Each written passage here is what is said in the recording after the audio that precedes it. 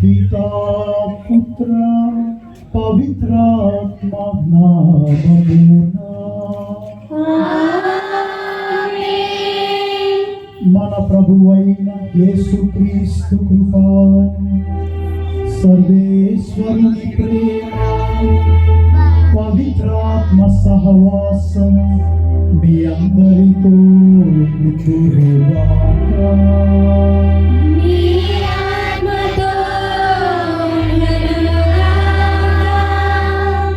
క్రీస్తు ప్రభునందు ప్రియ సహోదరి సహోదరులారా, ఈ రోజున మనందరికి ఒక శుభదినం. ఈ రోజున మనం మంగళవార్త మహోత్సవాన్ని జరుపుకుంటూ ఉన్నాం. దేవాది దేవుడు గాబ్రియేలు దూతను మరియ తల్లి చెంతకు వద్దకు పంపించి ఆమె లోక రక్షకుడికి తల్లి అవ్వాలి అన్న సందేశాన్ని ఇచ్చినప్పుడు ముందుగా మరియ తల్లి ఎంతగానో కలత చెందింది, ఆందోళన చెందింది.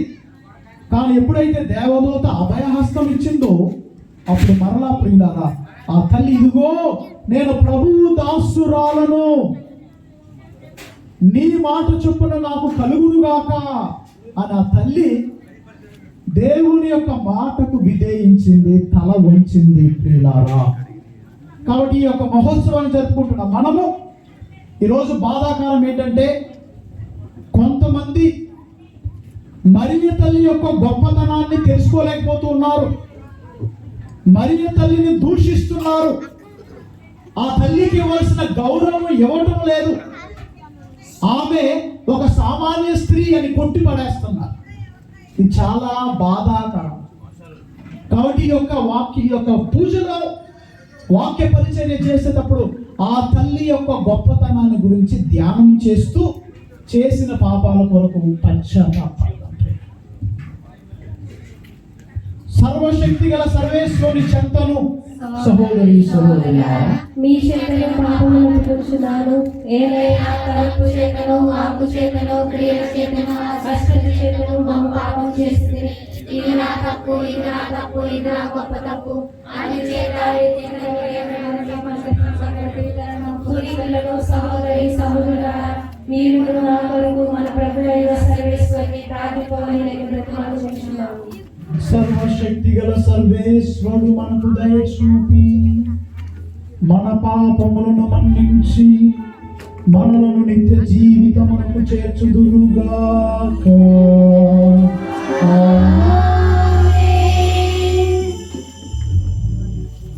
ప్రార్థించుదము.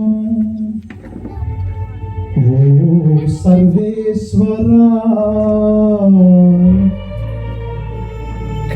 నీ వాక్కు కన్య మరియమ్మ గర్భమందు మానవ శరీరము ధరింపవలనని చిత్తగించితివి.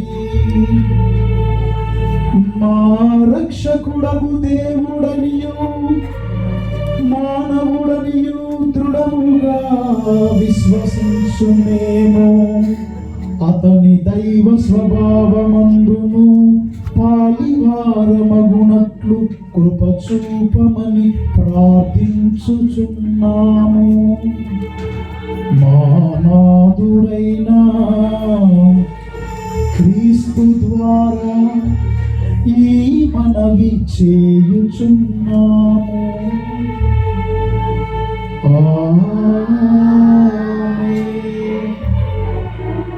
దయచేసి కూర్చోండి ప్రియులారా. ఇప్పుడు దేవుని యొక్క వాక్యము చదవబడుతుంది.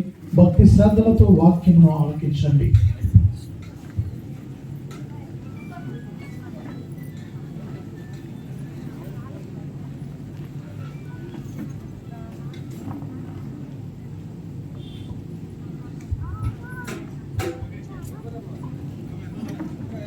మొదటి పట్టణము యెషయా గ్రంథము 7వ అధ్యాయము 10వ వచనం నుంచి 14వ వచనం వరకు.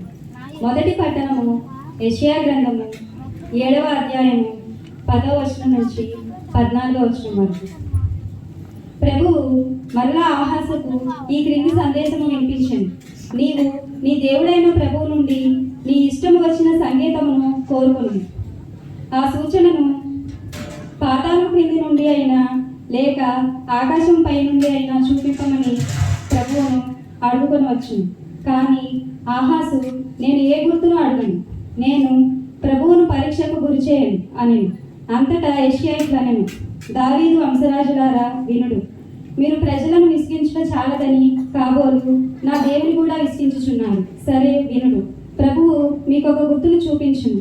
యువతి గర్భవతి అయి ఉన్నది, ఆమె కుమారుని కని అతనికి ఇమ్మానుయేలు అని పేరు పెట్టును. ఇది ఏలిన వారి వాక్కు. నేర్పుమయా నజరేయా ప్రార్థన నేర్పుమయా మాకు ప్రార్థన నేర్పుమయా నేర్పుమయా నజరేయా ప్రార్థన నేర్పుమయా మాకు ప్రార్థన నేర్పుమయా సన్నిధియే ఆలంబనై నడువగనే కుమయా నీ సన్నిధియే ఆలంబనై నడువగనే కుమయా కుమయా నజరేయా ప్రార్థన కుమయా మాకు ప్రార్థన కుమయా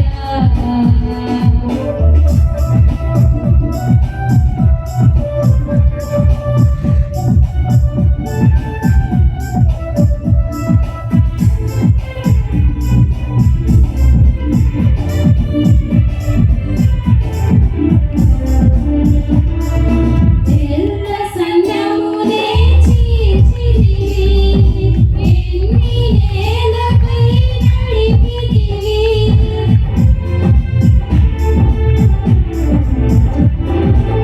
ఎల్ల సంగమునే చీల్చితివి, ఎన్ని నేలపై నడిపితివి. మధురమైన నీ ఆజ్ఞలను, మధురమైన పది ఆజ్ఞలను,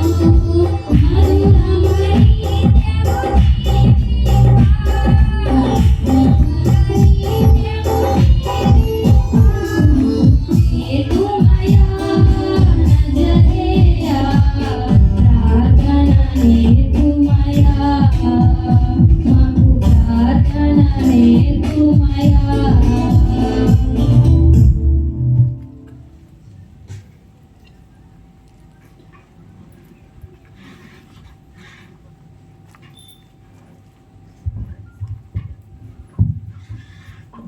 రెండవ పట్టణము పునీత పౌలు గారు హెబ్రీయులు రాసిన లేఖ 10వ అధ్యాయము 4వ వచనం నుంచి 10వ వచనం వరకు. రెండవ పట్టణము పునీత హెబ్రీయులు రాసిన లేఖ 10వ అధ్యాయము 4వ వచనం నుంచి 10వ వచనం వరకు. ఏలైనా ఎద్దుల యొక్కయు మేకల యొక్కయు రక్తము ఏనాటికి పాపమును తొలగింపలేదు. ఈ కారణం చేతనే భూలోకమున ప్రవేశించినప్పుడు దేవునితో క్రీస్తు ఇట్లనెను, నీవు జంతువులను అర్పణలను నేను కోరలేదు, కానీ నీవు నాకు ఒక శరీరమును కల్పించితివి. దహన బలులకును పాప పరిహార్థమైన అర్పణలకును నీవు ఇష్టపడలేదు. అప్పుడు ఇట్లాంటివి, నన్ను గూర్చి శాసన గ్రంథమందు వ్రాయబడినట్లుగా, ఇదిగో ఓ దేవా, నీ చిత్తము నెరవేర్చుటకు నేను ఇట వచ్చి ఉన్నాను.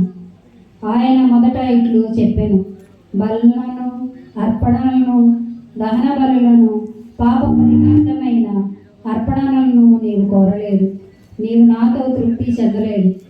ఈ బలుల సమర్పణమంతయు చట్టము ప్రకారమే జరిగినను. ఆయన ఇట్లనెను. తదుపరి ఆయన, ఓ దేవా, నీ చిత్తము నెరవేర్చుటకు నేనిట వచ్చి ఉన్నాను అని పలికెను. కనుక పాత బలులను అన్నిటిని తొలగించి వాటి స్థానమున దేవుడు క్రీస్తు యొక్క బలిని నియమించెను. యేసుక్రీస్తు దేవుడు తనను కోరినట్లుగా వచ్చెను. కనుక ఆయన ఒకే ఒక శరీర బల్యార్పణ చేత మనమందరము పాపముల నుండి శాశ్వతముగా పవిత్రులు చేయబడింది. ఇది ఏలినవారి వాక్కు. నిధుల నీవే